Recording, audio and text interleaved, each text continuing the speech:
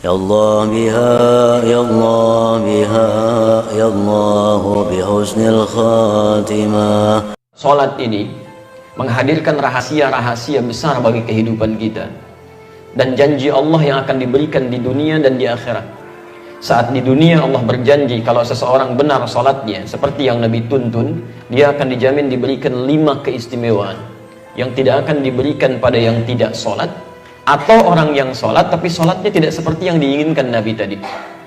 Nah, jadi Nabi itu membuat ketat fikih salat, bukan ingin membebani kita supaya rumit salatnya, bukan. Tapi persoalannya, Nabi menginginkan setiap umatnya mendapatkan 5 keistimewaan ini. Jangan sampai ada umat Nabi nggak dapetin satu di antara yang 5 ini. Ya. Dengan cepat, satu, orang yang sholatnya benar dijamin oleh Allah pasti jadi orang baik. Sifat dan sikapnya pasti baik. Ya, itu ada di Quran surah ke-29 ayat 45, seperti pernah kita bahas di pertemuan lalu. Inna salata tanha anil fahsya wal munkar. Orang yang salatnya benar, sungguh salat yang ditunaikan dengan benar itu akan mencegah pelaku dari 2 sumber keburukan. Pertama, fahsya, yang diingkari oleh hati, sumbernya nafsu, syahwat, ya. Maaf, pornografi, porno aksi, zina, LGBT, itu fahsya. Ya. Munkar, keburukan yang diingkari oleh jiwa, sumbernya nafsu perut dan akal.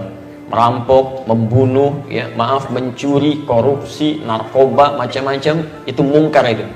Jadi mustahil ada orang sholat perilakunya buruk. Jadi, Nabi menginginkan setiap orang sholat harus jadi orang baik. Silahkan Anda cek ya, anak-anak kita itu baru tumbuh saja, menjelang balik usia 7 tahun, yang ditekankan oleh Nabi itu sholatnya, bukan yang lain. Dan Nabi ajari dia sholat. Kenapa? Karena kalau anak-anak baik sholatnya dari sejak awal, akan tumbuh jadi orang baik setelahnya. Saya ingin sampaikan pesan nih, agak unik sekarang ya. Kalau dulu orang fokus pada sholat nih, sekarang saya agak bingung, anak-anak TK udah diajarin manasik gitu kan. Insya Allah, fokus dulu pada sholatnya gitu kan. Tidak salah memang, cuman fokus pada yang utama gitu. Sholat pada belum baik, masuk ke masjid langkahnya sudah salah, diajarin manasik gitu kan. Tapi memang tidak keliru, tidak, cuma ada prioritas yang harus kemudian jadi patokan di situ. Tapi yang kedua, orang yang sholatnya benar, itu hatinya cenderung tenang. Ada di Quran surah ke-20 ayat ke-14, ditafsir di Quran surah ke-13 ayat ke-28. Kita sudah bacakan. Wa aqimis salata lidzikri, tunaikan salat sebagai zikir kepada saya, kata Allah. Ditafsir di Quran surah Ar-Ra'd ayat ke-28, ala bidzikrillah tatma'innul qulub. Jika benar zikirnya kepada Allah, salatnya benar, maka dampaknya ke hati pasti tenang. Kalau hati Anda sudah tenang, dihadapkan pada masalah apapun akan biasa saja. Yang besar jadi ringan, yang ringan seakan tidak ada masalah gitu. Di orang-orang yang sholatnya baik menghadapi persoalan kehidupan, itu cenderung lebih nyaman, tenang gitu. Nggak susah dia. Itu poinnya. Yang ketiga, orang kalau sholatnya benar, dijamin langsung oleh Quran, seperti pernah kita bahas kemarin, ya, Allah akan jamin kemudahan hidupnya, bahkan rizkinya. Itu ada di Quran surah ke-65 ayat 2-3, ditafsir di Al-Baqarah di ayat yang sama 2-3. Wa may yattaqillaha yaj'al lahu makhrajan wa yarzuqhu min haitsu la yahtasib. Ya. Siapa yang bisa meningkatkan takwanya kepada Allah Subhanahu wa taala, takwanya tingkatkan, yaj'al lahu makhrajan, kami berikan jalan keluar, solusi dari setiap persoalan yang ia alami. Tolong garis bawahi lagi ya, sering kita lupa ini. Rumus menyelesaikan masalah itu mudah menurut Quran. Anda tingkatkan takwa, masalah Allah selesaikan. Semakin Anda tingkatkan takwa, persoalan lebih ringan. Orang-orang yang terus meningkatkan takwanya kepada Allah, maka akan diringankan kehidupannya oleh Allah. Bukan gak punya masalah, Bu ya. Sama, dia punya masalah. Cuman saat akan dihadapi, Allah sudah ringankan masalahnya, sehingga seakan-akan seperti gak punya masalah. Jangan Anda kira misalnya para ulama, ya, misal para kiai, para ustadz, atau orang-orang yang sebagian dekat dengan Allah nggak punya masalah. Mungkin banyak masalahnya, mungkin banyak. Kadang-kadang masalah orang juga ikut dipikirin juga gitu kan. Silakan Anda cek. Apa Anda pikir pulang pengajian ustadz selesai? Tidak. SMS kadang penuh lagi, kadang ada yang nanya via email lagi. Ya, diri sendirinya mungkin nggak punya masalah, masalah orang ikut dipikirin. Ya. Nah, tapi alhamdulillah, ya, beberapa keadaan dibuat ringan. Ya, bukan nggak punya masalah, tapi diberikan keringanan ya dengan beberapa hal yang Allah kemudian berikan aturannya. Dan Anda tidak harus menjadi ustadz atau ulama untuk mendapatkan ketakwaan kepada Allah. Abu Bakar seorang pebisnis, ya. Uthman seorang pebisnis, Umar bin Khattab seorang birokrat. Ketika dekat dengan Allah, ringan masalah kehidupannya. Tayyib. Nah, bagaimana cara meningkatkan takwa? Kalimat takwa disebutkan 115 kali dalam Al-Quran. Kalimat pertamanya bersanding dengan sholat. Di Al-Baqarah ayat 2-3. Dzalikal kitabu la raiba fi hudan lil muttaqin. Siapa muttaqin ini? Ayat 3-nya. Alladzina yu'minuna bil ghaib wa yuqimunas shalah. Yang menyempurnakan sholat. Jadi kalau Anda punya persoalan dalam kehidupan, padahal sholat tiap hari 5 waktu plus sunnahnya belum selesai juga, maaf, bukan karena sholatnya, mungkin cara kita menunaikannya yang belum sempurna. Karena bahasa Qurannya menyempurnakan sholat, bukan cuma asal sholat.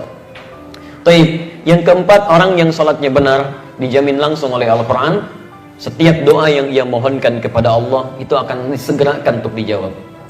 Disegerakan untuk dijawab. Masya Allah, ya. Itu sudah kita contohkan di bulan lalu.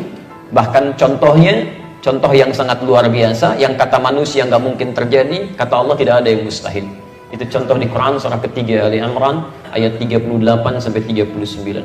Sisi paling kanan sebelah atas di pojok, ya, yang sudah berumah tangga puluhan tahun, sudah sepuh, rambutnya sudah memutih, fisiknya sudah letih, istrinya maaf divonis menopause dan mandul, kata dokter nggak mungkin nih, ya, ada keturunan. Tapi apa yang terjadi? Teruskan aja ya. Antum kan sudah sholat, tenang aja deh. Baik. Urusan lampu padam nyala, urusan kita ta'lim. Baik. Jadi apa yang terjadi? Suaminya kemudian sholat, memohon kepada Allah dalam sholatnya dan dikabulkan dan punya keturunan dia. Ya. Dan yang terakhir, yang kelima, teman-teman sekalian, orang yang sholatnya benar dijamin oleh Allah Subhanahu Wa Taala hidupnya akan selalu bersanding dengan kesuksesan dan kebahagiaan apapun aktivitasnya. Itu ada di Quran surah ke-23 ayat 1 dan 2. Jadi Anda tidak diminta oleh Allah jadi apapun, silahkan aja sesuai dengan apa yang Anda kira-kira inginkan, selama itu baik. Yang penting kaidah Qurannya soleh, ya, menjaga aturan Allah, dekat dengan Allah. Quran surah ke-7 ayat 189. Anda mau jadi pembisnis, silahkan pembisnis yang soleh. Anda jadi diplomat, silahkan diplomat yang soleh. Anda mau jadi tentara, polisi, silahkan tentara polisi yang soleh.